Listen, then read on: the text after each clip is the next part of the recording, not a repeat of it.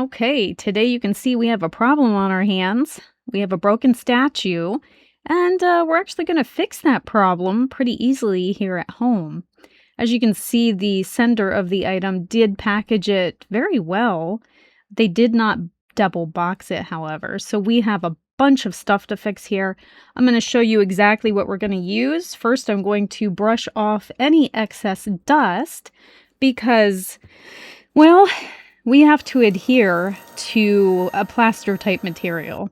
I'm using wood epoxy, and you can get it on Amazon or at Lowe's, for example. I'll put the links in the description.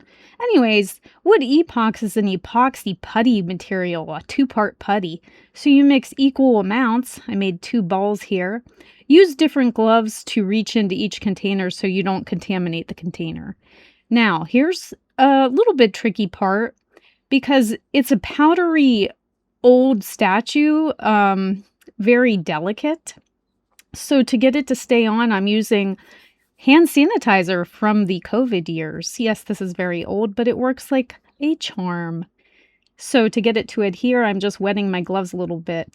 This is a tool that I don't know the name of because my mind went blank. It's okay.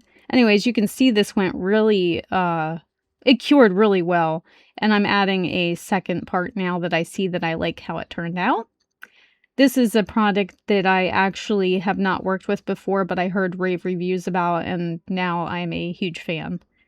Unfortunately, the break happened right over wording, so I actually had to look up what it said and reconstruct it. It says New York. I just used a pointy needle type device.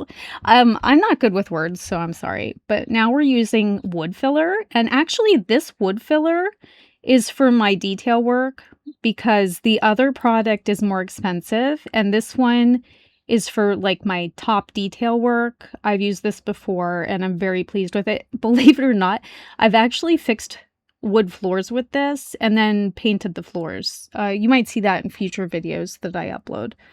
Anyway, this is a nice wood filler kit because it's inexpensive and it comes with this tool. And it comes with sandpaper, which I'm not using because it's too beautiful. So I'm using an old piece of sandpaper in this video, as you can see. I've had this sandpaper forever. And this is just a little Dremel tool that I got on Amazon that I use for projects just to get off like fine detail areas. I'm brushing off the excess powder because we're going to be painting it soon. I'm not priming it. I just mixed up some old acrylic craft paint, and I was really lucky. I mixed up the color very easily in one shot, so it was a perfect match. When you paint it, just make sure when it dries it still matches your final color, and you might want to overlap a bit just in case you aren't perfectly matched. I'm really, really happy with how this turned out. It was a Father's Day gift from my father, and he was pleased with the results, and so am I. I hope this video helped you out, and again, I put the links in the description. Follow for more tips and tricks.